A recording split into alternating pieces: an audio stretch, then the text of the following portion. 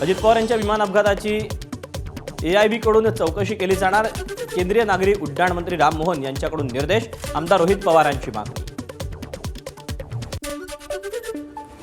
ST कर्मचाऱ्यांचं थकीत वेतन मिळावं यासाठी एसटी कर्मचाऱ्यांमध्ये असंतोष. कर्मचाऱ्यांचा आक्रोश सरकारला कळावा यासाठी बोंबमारो आंदोलन.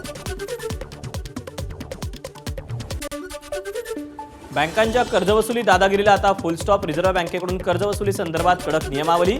बँकेचं कर्ज थकलं की वसुलीसाठी येणाऱ्या धमकीचे फोन आणि रिकव्हरी एजंट्सचं उर्मट वर्तन थांबणार.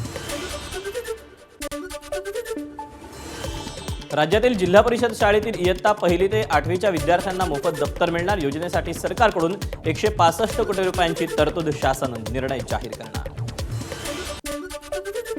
आरोग्यमंत्री प्रकाश आंबेडकर 2 दिवसांच्या गडचिरोली जिल्ह्याच्या दौऱ्यावर. गडचिरोली जिल्हा परिषद आरोग्य विभागाचा आढावा घेतल्यानंतर आंबेडकरांनी असुविधांबद्दल अधिकाऱ्यांची चांगलीच खरडपट्टी काढली.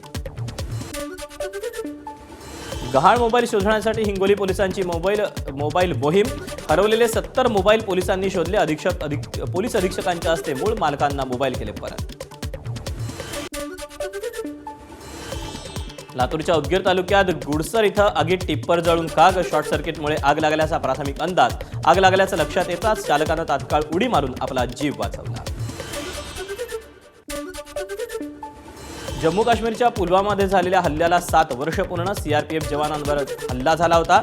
या निमित्तानं लेथोपुरा लष्करी तळावर वीर हुतात्मा जवानांना CRPF कडून मानवंदना.